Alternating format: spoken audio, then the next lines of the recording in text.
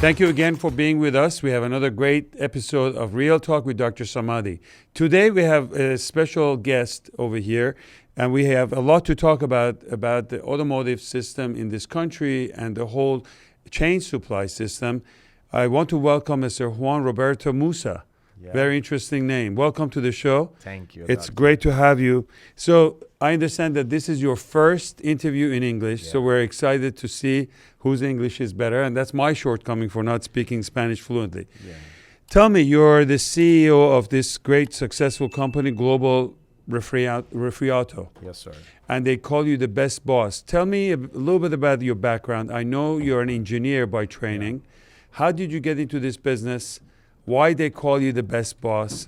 And how does all that engineering plays a role in what you do today? Okay, as you said, my profession is I'm an industrial engineer. I started working when I was 18 years on a manufacturing rolling mill for rebars. Those are the rebars for construction, for the construction industry.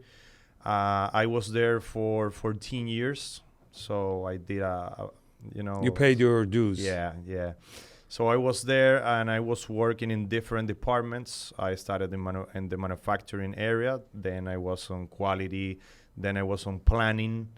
And at the end of my career, I was the general manager of the scrap business, collecting scrap here in Dominican Republic for sending those scrap for other countries, specifically to Asia. Not United States. A little bit only. And the reason is because the supplies are much cheaper coming from Asia, more effective. The thing is that the Caribbean mix of the scrap is only good for Asian countries. Okay. And at that time, after 14 years, I started my own business. I was not interested in being an entrepreneur, but the company was passing through a merging process. So you have another competitor here that is called Metal Dome. You had Inca, that was the company where I was working, and they were merging. So when you have those kind of process, everybody is repeated. You have a marketing manager here and a marketing manager here, and you only... Gets difficult. Yeah. So everybody was getting fired. So I was worried of being fired because I at that time I had 2 kids and I have a mortgage of my house. So I was, worried. So I was thinking on start my own business to have a side business, only as a side business. All these great businesses happens with pressure. Yeah. When you get comfortable, you just basically follow the same routine. But when there is pressure, you start thinking, you become innovative. So you decided to open up slowly your own business. Exactly. So I started this business in a garage. It was very small. It was like 50 square meters only. We only had a capacity for 1 car at that time. And what exactly do you do?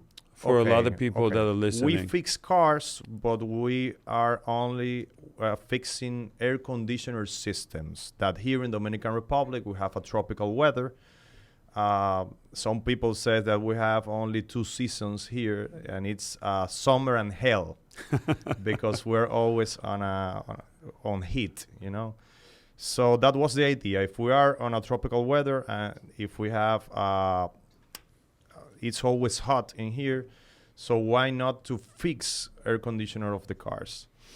So we started very small, and now we have the biggest workshop in the country. Congratulations. Thank you.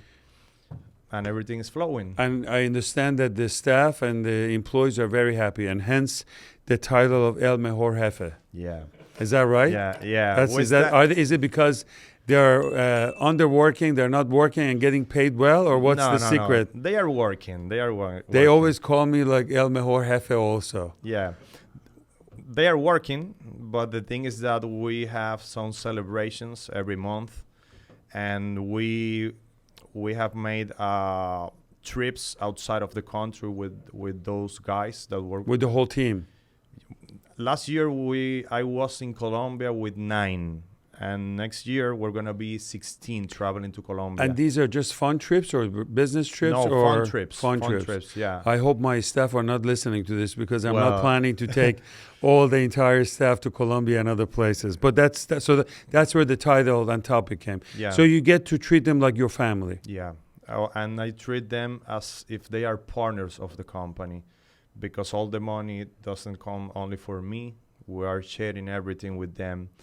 And That's unusual. This is not the case, because usually the big guy on top keeps everything for himself, and everybody else are working like the way you were at the beginning. And that's why everybody from the audience of social media is calling me the best boss in town, you know? Where did this concept come from? Is this like something that you told me that your background is from Lebanon, and my last name is also, believe it or not, Lebanese. Okay, even though I Samadi. was born in Iran. But if you say it in Arabic, Samadi is a Lebanese name, big family over there. Okay. But did this passion or softness or kindness came from that, or the value of the parents, or it was your idea? Yeah, I think it's from the values of my parents and my grandfathers, yeah. So 2 of my kids are going to become engineers. Okay. And I always tell them, like, it's interesting what you're doing right now, but the future is you have to develop something, which is exactly what you did.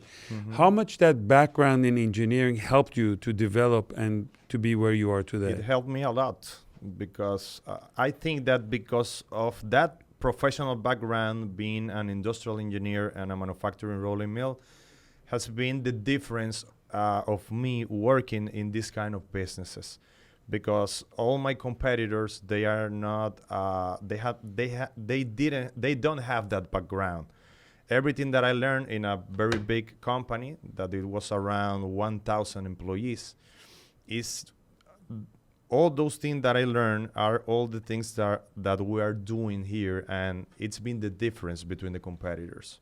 I see. So for me, it's if your kids are studying engineer, what kind of engineer are they studying? So my daughter actually is engineer, went into financial engineering. Okay, it's excellent. And then also got master's in artificial intelligence. Okay. And all of a sudden, she became extremely valued to the companies. And she's working for a big financial company in Manhattan. Okay. And it's good and bad, because, she's doing great. But unfortunately, 3 or 4 of her colleagues had to get laid off because using the artificial intelligence, Okay, she I know. started like doing the work of 7 people and being able to be very efficient and get the stuff done. And the first month, she was coming up with all these projects that would take like 2 months, and now she was doing them in 2 weeks, and they couldn't believe it. So I think artificial intelligence actually is going to be a game changer. It's I don't gonna know what change you think everything. about that. Yeah, for me, artificial intelligence is gonna change everything. Last week, I was in Fort Lauderdale, and I was taking a trainee in industrial and in artificial intelligence. Exactly. Yeah, I was there for 3 days, from 9 a.m. to 9 p.m., learning about artificial intelligence, because it's gonna change everything. I think so too. How easy or difficult is it in Dominican Republic to see people like you to make the transition from just having a regular job, getting some paycheck, to make that move? In America, to some extent, is easier. The American dream, I think, still exists, even though I think America is changing rapidly. Mm-hmm. We have our own politics in that country, as you know, just like over here. But is that Dominican dream or American dream still exists, and how easy or difficult is it to make that transition here in this country? I think that the Dominican dream or the American dream exists here. The thing is that it's not easy. It's very difficult. But right now, I think that a lot of people, they want to have a business only because of social pressure. That is something that is wrong, in my opinion. You can have a very good career being an employee. That's not bad. So you need to decide. If you want to be a business owner, it's not going to be easy. It's going to be very difficult. Every day is like a battle, That's right. But you can do it. You can do it. So it's possible, but it's difficult. It's not easy, but It's still here. You have a new book that you were telling me about. What is my the name? first book? It's my your first book. Yeah. It's. I hope it's not in English. It's in Spanish. Right now, it's in Spanish only. But you're going to translate it to English. I'm gonna do it for you. Good. What is the book about? The book is about leadership. My style of leadership that I have, that I've been working with my 40 employees that I have in a workshop. And that is working for me because I now don't have problems with people getting resigning the company. Everybody's there, and we have a very good productivity. All our KPIs of production and manufacturing and everything, they're very good right now. So the book is about the method that I have. It's about 12 steps that you can follow to become a better leader. I would love to get a copy of it. Okay. And if it's available, you can tell people where they can find the book. Right now it's available at Amazon only. Okay, good. But we're printing it here, so we're going to be selling. We'll try to get a copy of it for sure. You're going to have one. I remember, Elon Musk, when he pretty much went almost bankrupt many, many times. Mm-hmm. And every one of these successful entrepreneurs that we talk to, they have a moment like the way Elon Musk was. And I think your moment was sometime around 2017 when you decided to go all in. You invested everything that you had. Am I correct? Yeah. And you decided to really build up this company. What was it like to really spend your last penny and the risks? Am I going to make it or not? What's the future? How does it feel? And now that you look back 8 years after, of course it feels good, but that decision was not easy. Well, looking back, I feel great right now. But at that time, it was extremely difficult. Because, for example, my wife wasn't working at that time. So she started, working. Is she in the same field? No, she's doctor as you are. Oh, you really? Yeah, What she's kind? A doctor. It's occupational health. That's so you're making the money and you're supporting her. Yeah, right now it's like that. I'm just kidding. No, I know. So she wasn't working, and everything was like terrible for me because at that time I remember I had a company car where I used to work. So I left the car. I was, walking. I went by walking every day to my shop, and we were empty. No cars inside because we were new. Nobody knew us. So that's when I decided to start with social media, trying, to fill my empty workshop. So those were terrible times. But I think success comes from hunger. I think if you're hungry, and a story like this where you have to make it for your wife, you have to make it for your kids, and we all have gone through the same exact thing. I told you a little about my life and how I was a kid at the age of 15, and I had to survive. And the moment when nobody was coming and it was empty, and it's like, oh my God, like what are we gonna do? And it's not easy. It's hard at the age of 15 with no parents in a foreign country, not knowing what's going to happen tomorrow. And it's precious like that. And I'll tell you something. Now that I look back at my career, whether it was getting into robotics, whether jumping from one hospital to another, always came from a pressure. Okay. And that's a big message to a lot of, I think, entrepreneurs. I don't know if you agree or not, is that when they push you, you have to escape. Now, if you're hungry, you're going to make it. If you get comfortable, you lose. That's my assessment. Exactly the same. And that's something that I want to do with my kids, because right now they don't have the same financial situation that I had. And it's the same for you, That's I think. True. So that's How many kids do you have? I have 2. Oh, great. A boy, he's 13. And a girl of 8. It's a good age and good time. But so that's something that sometimes I'm worried about. I see my kids and they are not as hungry as we used to be. Well, the new generation is a different morale. It's a different concept, and they have to figure it out on their own. Yeah. What's the vision that you have for the company? Where are you going with this? Okay. And how is it going in Dominican Republic with companies like you? Are they supportive? Is there opportunities? Okay. I think in the automotive sector, we have a lot of opportunity for new businesses, because Dominican Republic is open to import cars, new and used cars. You can import used cars from United States, for example, and it's open. It's open. There's not a top, everybody can bring as much cars as they want. And those cars, they need to be fixed. So there's opportunity to Meaning you buy the car in US, you bring them over here, you repair them, and you sell them. That's an option. But all the cars that are coming to the Dominican Republic, when they have a failure, they need to be fixed. I see. So for me, I think there's a big opportunity. For example, it's around 100,000 cars per year that comes from importing. And the 80% of them are used, and the 20% are new. Brand new. That's a big business. That's a big business. So for me, I'm fixing most of the cars that comes used, because they don't have warranty at the dealer. So for me, I think there's a big opportunity for fixing cars, because we're open to import as many cars as we want right now. Do you see the company growing in other parts of Dominican Republic? Are you expanding?